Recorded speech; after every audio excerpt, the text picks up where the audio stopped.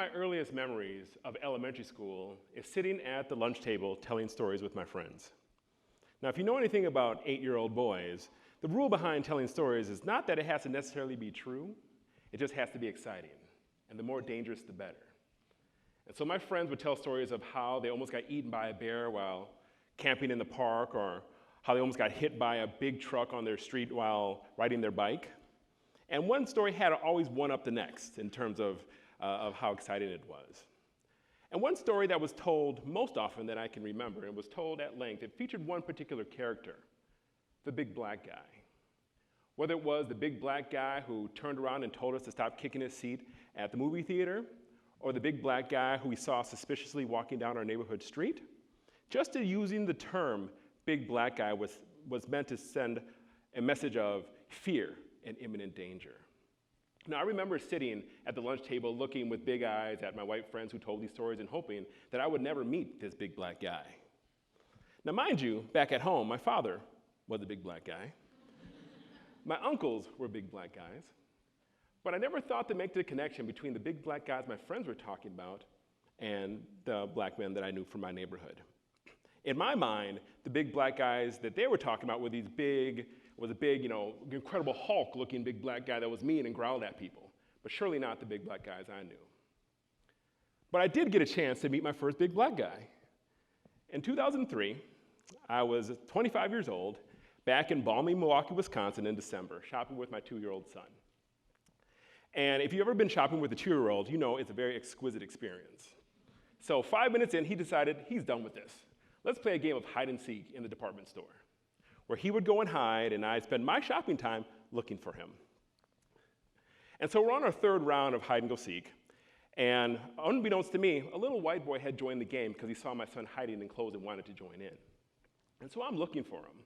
I'm looking and looking, and I finally spy his head over the top of a rack of slacks. And so I go walking over, creeping over, very quietly, of course, and I hear him chatting with somebody. I was like, he's not talking to himself. But lo and behold, he's talking to another kid who had joined the game. And so I make my way over, and I finally, I look over the top, and I go, ha-ha, I found you.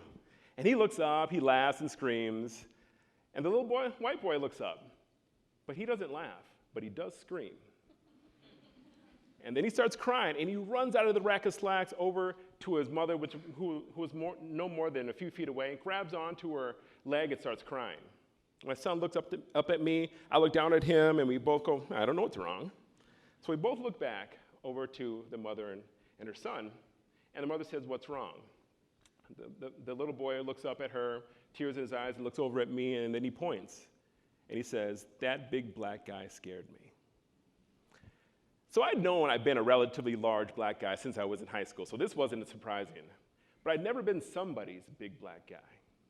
So here I was, an elementary school teacher at the time, innocently shopping in a department store with my 2-year-old son for Christmas gifts, but to this little boy, I was his big black guy. So where does this idea of the big black guy come from? How is it that a little 5-year-old knows this reference? Well, it may come from our history.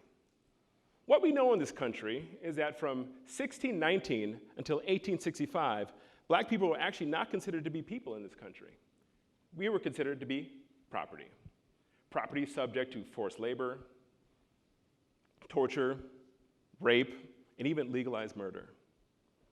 And actually, it was not until 1964, just 55 years ago, were black people considered to be full citizens of this country with full voting rights. So for 350 years, from 1619 until 1964, black people were considered to be uneducated, savage, big black men, and big black women. So does this history inform how we operate today? Better yet, how does it inform how we operate today? There were 2 psychologists, Kenneth and Mamie Clark, who did an experiment in 1940 with a group of 5-year-olds.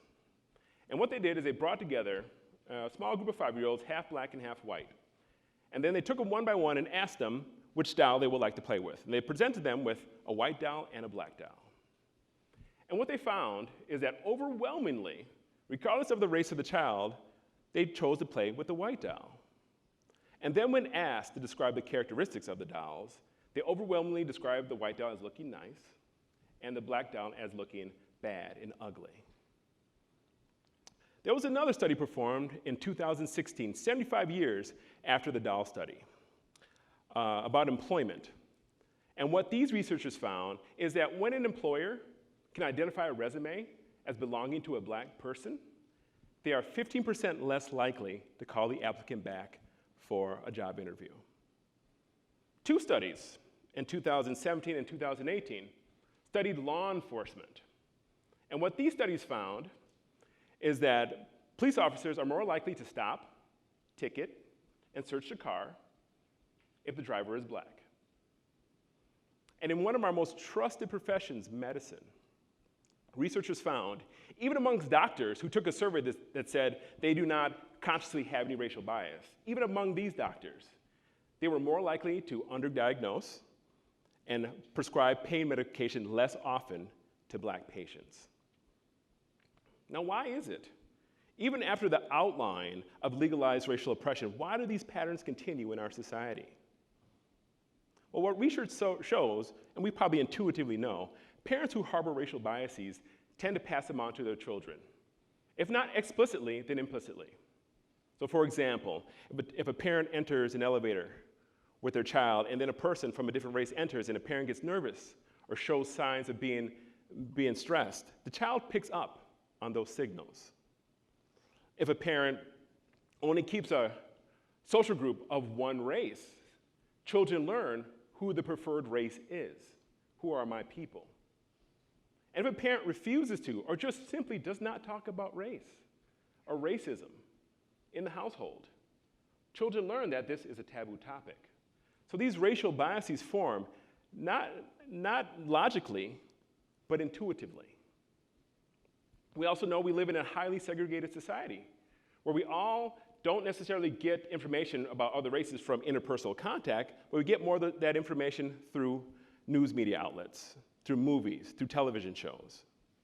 And in these media outlets, we see what? Happy families, we see fun-loving dog owners, we see people driving expensive cars. And the majority of these images are of white people. In fact, whiteness is so normalized in our society that you actually have to go to special places to see majority of people of color.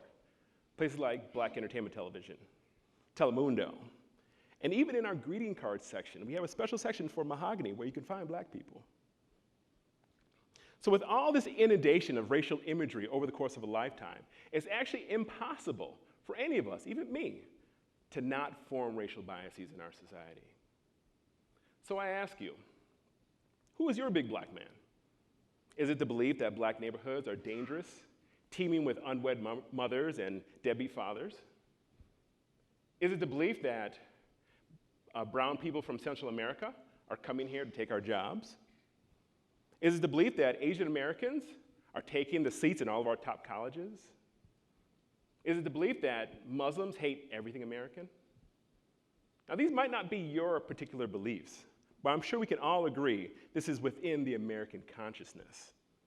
These thoughts, as well as other racialized imagery. So if we know these things exist, and we can all agree about that, why is it so hard for us to talk about? Just like we would talk about anything else. Why is it so tough? Why is it so difficult? Well, scholar Robin DiAngelo and I postulate that it's because of the binary, specifically the good non-racist, bad racist binary. Where over here, you have the bad racist, who's prejudiced, bigoted, hateful, malintentioned, racist. And over here, way over here, is the good racist, good non-racist, I'm sorry, the good non-racist, who's well-intentioned, liberal, and most of all, not racist. And there's really no space in between. You're either this or that. And when we're in mixed race setting, we are so pulled, unless you're an espoused and proud racist, and you're in that category. But if you're not, most of us want to be seen as the good non-racist. And we spend so much time, especially in mixed race settings, being this good non-racist that we say the right thing, and we do the right thing. We espouse our commitment to being a non-racist. We do all of this so much and so often that we miss the point. And the point is, we all harbor racial biases. And once we can come to that understanding that all of us harbor these, we can then ask the tough questions. The tough questions are how these biases may negatively impact others. How do we learn to believe that black neighborhoods are dangerous? And how does this then inform our actions about possibly where we live, who we hire, where we send our kids to school, who we promote, or even on the college campus, who we work with in small groups? These are all decisions we make that may not solely be based in race, but race has something to do with it, and it can negatively impact others. So the reason I use the word impact is because intention is off the table. We are all good non-racists. We are good-intentioned, well-intentioned people. But if we have racial bias, we need to investigate how they negatively impact others. And so, if we can agree that we have racial biases and we want to do something about it, then what do we do? So having been an educator for almost 20 years, I'm going to start with talking to my people, educators, teachers, school leaders, and aspiring educators. If we do not address racial biases in our schools, know that it is living, it's well, and it's infecting the very students we're seeking to serve. So I'd like you to picture this example. There's a classroom, regardless of the level, elementary school, middle school, high school, college. You have two students, one student who's white, one student who's of color. And you have a teacher or professor who's acting on their racial biases, where they're calling on raised white hands more than the hands of students of color, where they're asking higher level questions to the white students more than the students of color, where they are punishing behaviors in students of color that they wouldn't punish in white students. Now you might say, if this happens every once in a while, it's no big deal. People make their mistakes. But if this behavior goes unchecked, realize this could happen every single day, multiple times a day, and over the course of a year. 180 days if you go by the school calendar.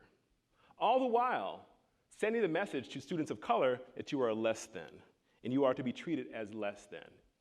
And teaching the white students that you have privilege, and that you should practice these racialized actions towards the students of color just as I have. Again, not rationally, but intuitively.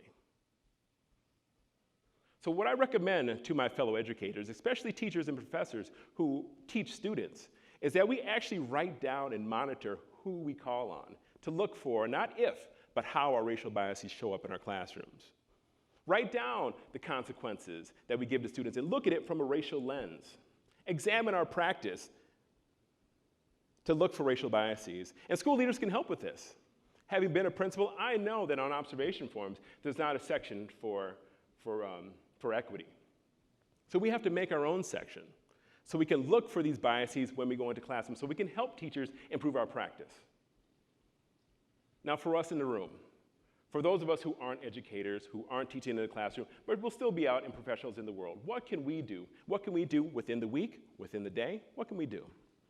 Well, first, we can educate ourselves. There are a lot of great scholars who have dedicated their life to working on issues of race and racism. Scholars like Glenn Singleton, Joy DeGroy, Dr. Eddie Moore, Robin DiAngelo, Tim Wise, Peggy McIntosh. You might recognize some of these names that I just shared with you. But first, educate ourselves, but that's not enough. We need to then start the conversation within our circle of influence, among our social circles and within our family. Because it's one thing to remain silent and passive and let racial bias continue to grip our society. I'm sure we can see lots of examples of that today. But it's far another thing to be courageous and break that silence and possibly make this society a little bit more safe, not from the big black man, but for big black men.